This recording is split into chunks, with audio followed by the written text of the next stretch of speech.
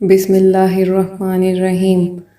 شروع اللہ کے نام سے جو بڑا مہربان اور نہایت رحم کرنے والا ہے۔ محترم ناظرین، کعبہ بیت اللہ کے بارے میں کون نہیں جانتا، لیکن آج آپ کو 10 ایسی باتیں خانہ کعبہ کے بارے میں بتاؤں گی جو ہم میں سے بہت سارے لوگ نہیں جانتے۔ ناظرین، خانہ کعبہ مکہ میں پہاڑوں کے درمیان ڈھلوان والی جگہ پر موجود ہے۔ اس وجہ سے جب بھی بارش ہوا کرتی تھی، وادی میں سیلاب آ جایا کرتا تھا اور خانہ کعبہ کے چاروں طرف پانی اکٹھا ہو جایا کرتا تھا۔ اس وقت پانی کو نکالنے کے خاص انتظامات نہیں تھے، تو مسلمان تیر کر خانہ کعبہ کا طواف کیا کرتے تھے۔ کئی سالوں تک لوگ یہ اندازہ لگاتے رہے کہ خانہ کعبہ اندر سے کیسا نظر آتا ہوگا۔ وہ لوگ بہت خوش قسمت ہیں جن کو خانہ کعبہ کے اندر داخل ہونے کی سعادت حاصل ہوتی ہے۔ جب سے کسی خوش نصیب نے کعبہ بیت اللہ کی تصویر اندر سے لی ہے تو کروڑوں لوگوں نے اس کی زیارت کی ہے، اور ہندوؤں کی یہ غلط فہمی بھی دور ہو گئی ہے کہ ہمارے کسی دیوتا کی مورتی اندر رکھی ہوئی ہے۔ ناظرین، خانہ کعبہ کا اندرونی حصہ ماربل اور سبز رنگ کے کپڑے سے ڈھکا ہوا ہے۔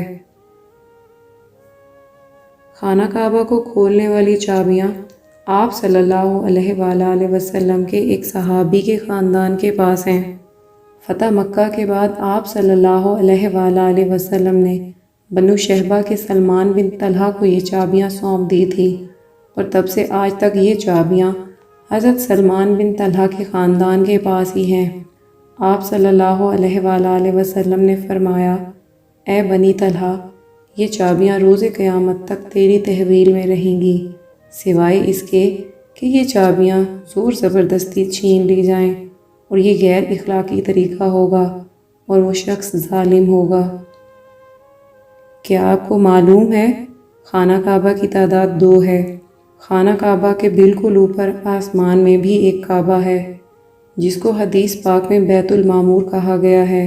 نبی کریم صلی اللہ علیہ وآلہ وسلم نے معراج کا واقعہ سناتے ہوئے فرمایا، جب مجھے بیت المعمور دکھایا گیا تو میں نے اس کے بارے میں حضرت جبرائیل سے پوچھا، تو انہوں نے مجھے بتایا یہ بیت المعمور ہے، یہاں روزانہ 70,000 فرشتے اللہ کی عبادت کرتے ہیں، یعنی طواف کرتے ہیں۔ جب وہ چلے جاتے ہیں تو واپس کبھی نہیں آتے، مطلب ہر دن نیا دستہ یہاں آتا ہے۔ ہم لوگوں کو خانہ کعبہ کے کالے کپڑے اور سونے کے دھاگوں سے بنا ہوا غلاف دیکھنے کی ایسی عادت ہو چکی ہے کہ ہم خانہ کعبہ کو کسی اور رنگ میں دیکھنے کا تصور بھی نہیں کر سکتے۔ لیکن کیا آپ کو پتہ ہے، پہلے خانہ کعبہ پر مختلف رنگوں کے کپڑے چڑھائے جاتے تھے، جس میں ہرا، سفید اور لال رنگ شامل ہیں۔ جس کپڑے سے خانہ کعبہ کو کور کیا جاتا ہے اس کو قصبہ کہا جاتا ہے، اور یہ خالص ریشم سے بنا ہوتا ہے۔ اس پر قرآن پاک کی آیت سونے کے دھاگے سے لکھی جاتی ہے۔ ہر سال حج کے دوران 9 ذی الحج کو فجر کی نماز کے بعد غلاف کعبہ کو تبدیل کیا جاتا ہے، اور تقریباً اس پر $60 ملین کے قریب خرچ آتا ہے، جو کہ سعودی حکومت خرچ کرتی ہے۔ حضرت ابراہیم علیہ السلام کے وقت سے کعبہ کا ایک حصہ گول ہوا کرتا تھا، جسے آج ہم حتیم کہتے ہیں۔ حتیم کعبہ کا ہی حصہ ہے۔ طواف کرنے والے لوگ حتیم کے باہر سے طواف کرتے ہیں۔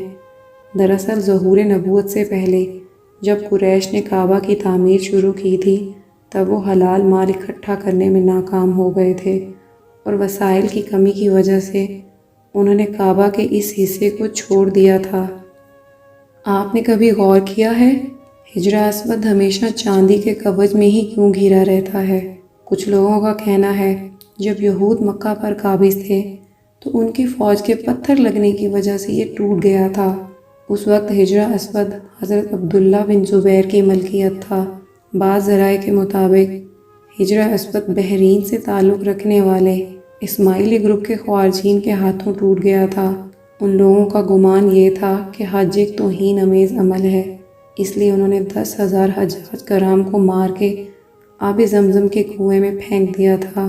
یہ عمل کافی نہیں تھا کہ وہ لوگ حجر اسود کو عراق کے شہر کوفہ میں لے گئے، وہاں کے خلیفہ وقت نے ان کو مجبور کر کے یہ پتھر واپس لے لیا تو تب یہ ٹکڑوں میں تھا۔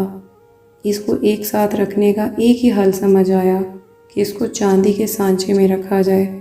کچھ لوگوں کا کہنا ہے آج بھی اس کے کچھ ٹکڑے غائب ہیں۔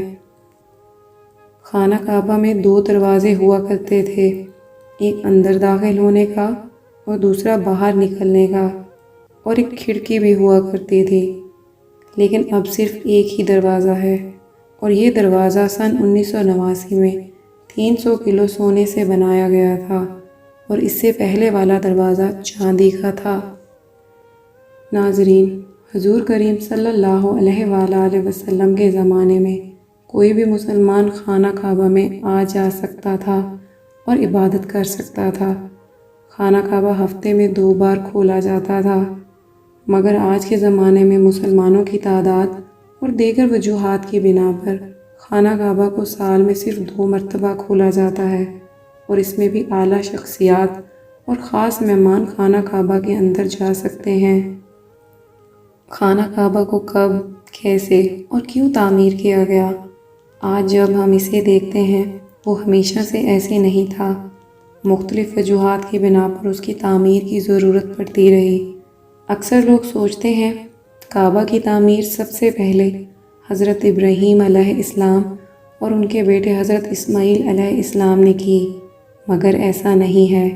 روایات میں آتا ہے اللہ نے جب حضرت آدم علیہ السلام کو زمین پر بھیجا تب حضرت آدم علیہ السلام نے اللہ کے حکم سے خانہ کعبہ کو تعمیر کیا اور مختلف پہاڑوں سے پتھر لا کر خانہ کعبہ کی بنیاد رکھی۔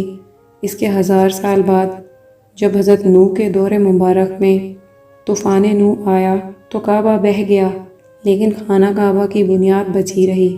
اس کے بعد حضرت ابراہیم علیہ السلام اور حضرت اسماعیل علیہ السلام نے اسی بنیاد پر پھر سے خانہ کعبہ کی تعمیر کی۔ پھر نبی کریم صلی اللہ علیہ وآلہ وسلم کے زمانے میں قریش والوں نے ظہور نبوت سے پہلے ایک بار پھر خانہ کعبہ کو تعمیر کیا۔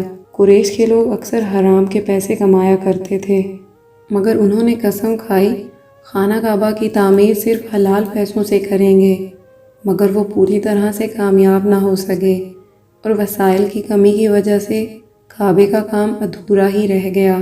اس کے بعد جو تعمیر ہوئی وہ سیدنا عبداللہ بن زبیر کے دور حکومت میں ہوئی۔ پھر آخری بار عبداللہ بن مروان کے کہنے پر حجاج بن یوسف نے قریش کے بنائے ہوئے کعبہ کو گرا کر اسی بنیاد پر پھر سے کعبہ کی تعمیر کی۔ آج جو خانہ کعبہ ہم دیکھ رہے ہیں وہ اسی وقت سے تعمیر کیا ہوا ہے۔ محترم ناظرین، اگر آپ کو یہ ویڈیو پسند آئی تو اسے لائک ضرور کریں اور اپنے دوستوں میں شیئر کریں اور میرا چینل سبسکرائب کریں۔ شکریہ۔